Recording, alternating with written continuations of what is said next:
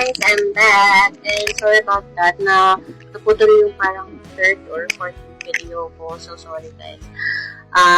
So nawala ako ay na-full na kasi yung phone memory ko. So I have to delete some videos para ma-continue ko yung aking vlog. So yun. Yung sinasabi ko nga kanina guys, diba yung nag-aral ko ng college is yun nga yung tita ko is yung nag-aral na ako and they really expect me to do really well na doon sa field na yun. Pero hindi kasi siguro din para sa akin. So hindi nangyari yung mga supposed na dapat ko. And nakalala ko din yung partner ko and yun na sama natin eventually. Kasi na-feel ko kasi yung time na parang alone ako and parang wala naman sa akin kasi gusto ko nga may sarili-sarili na kasama ka naman dito. So parang there's something na parang kulang sa akin. So yun na parang I chose na kasama. Sobrang mahirap kasi syempre nagalit sa akin yung nag-holding, nagalit din sa akin ako kasi I chose that kind of yun lang, disappointed sila sa akin. Hindi na ko naman din and siguro may kukulang din sa part ko and probably siguro hindi naman why I felt that at that time. Pero syempre hindi naman natin maintindihan lahat ng mga naiisip natin unless talaga magkaroon kayo ng talagang serious talk with each other. Syempre, hindi natin maiiwasan ng mga falling out with relationships with our family. Kaya naiintindihan kami. And siguro kasi din may mga choices tayo na ginawa na hindi nila naiintindihan and siguro time will heal and time will allow us to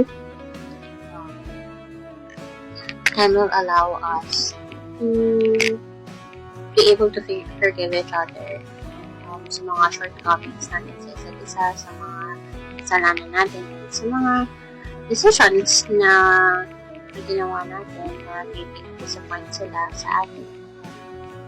Pero syempre, I have to make a choice for myself kasi parang I also have to choose my own happiness naman din kahit pa paano. And I have my own mind and I have my own heart and I have to make decision for myself. And of course, I'm happy naman din sa aking decision in life and at the same time, marami naman din akong hindi tamang na choices and I'm pretty sure I have so many regrets naman din. I'm pretty sure you guys have those regrets naman din. Pero siguro ang maipagmamalahay ko lang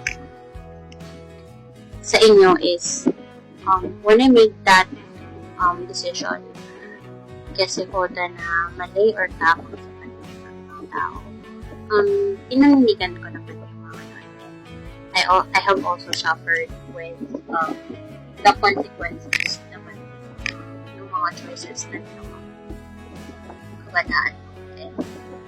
And yeah, I still have what ifs and wishes and stuff. Pero, yun nga diba kasi guys, when I'm 30s, I would be honest na I still haven't figured everything out yet and I'm still trying to find purpose in it. And kanya-kanya naman tayong journey guys. So, yeah, just keep it in mind. Don't be too hard on yourself. So, yun nga. So, technically, I have like 3 mother figures in my life. My biological mom, my lola, and my aunt. So, sila yung parang one of the key people sa aking buhay. And, you might ask me, if my mom and dad helped me naman with my studies. Oo, they helped me, one time, then, sa aking pag-aaral. Kasi talagang hindi ko na talaga kinaya yung course.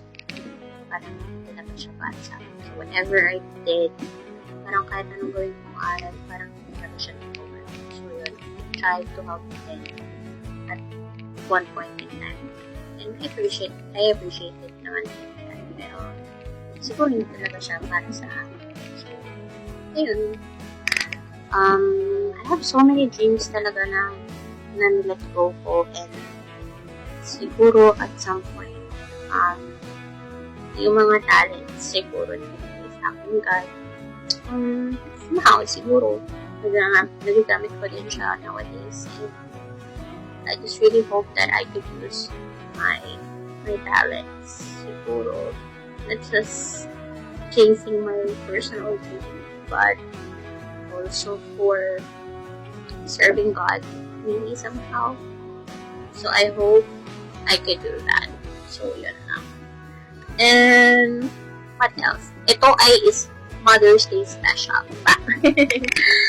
And I have so many titas din na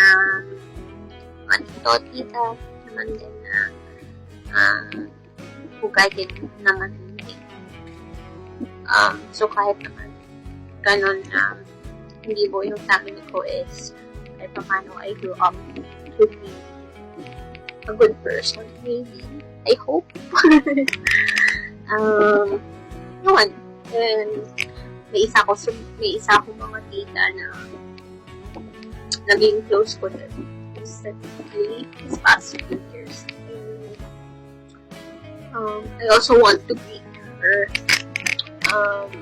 this Mother's Day special. So guys, banggit ko sa inyo, yung isa sa mga tita ko ay OFW and she's working abroad. And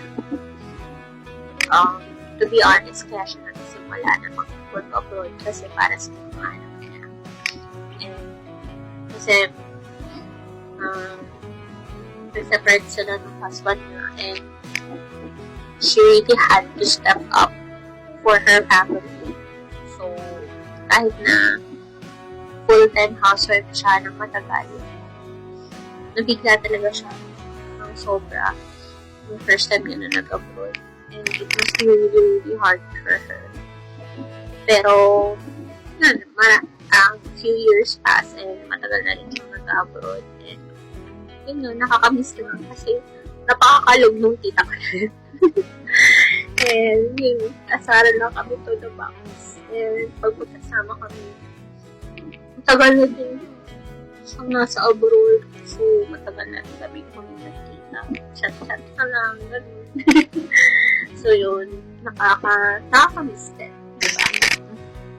Pero, yun nga, sobrang bilib din ako dun sa tita ko ngayon. Kasi,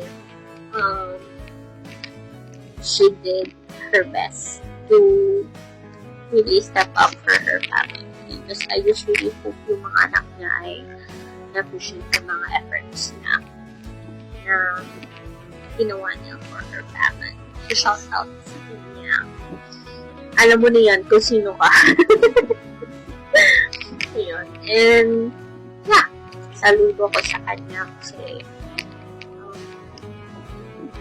lahat ginawa niya for her family. And I think so na nakaka-proud din kasi halos lahat ng mga anak napag-graduate ng college. Kaya, yun, the best ka girl. Ganun. And also for my other titas and titos and titas, stepmom, and all the women around me, my friends and family who are moms now, I really want to give you guys a happy Mother's Day. Ganon. And it's your special day, so I just really hope guys na maging special na ito. And kayo guys, kayong mga family nyo ay dapat gawin nyo ang inyong best para ay maparamdam sa kanila na special ang araw na ito. Kahit yung mag-send lang kayo ng message, yun, sobrang high effort guys. It doesn't have to be guesses and sobrang extravagant na mga stuff. Pero kung kaya nyo gawin yung guys, ganon. And I have so many titos and titas din na titos na naging mom and dad din sa kanilang mga anak, and my titas naman din na talagang super moms naman din. Marami akong mga kakilala super moms. So, yun, saludo ko sa inyong lahat. and magpakasaya kayo today. Ganon.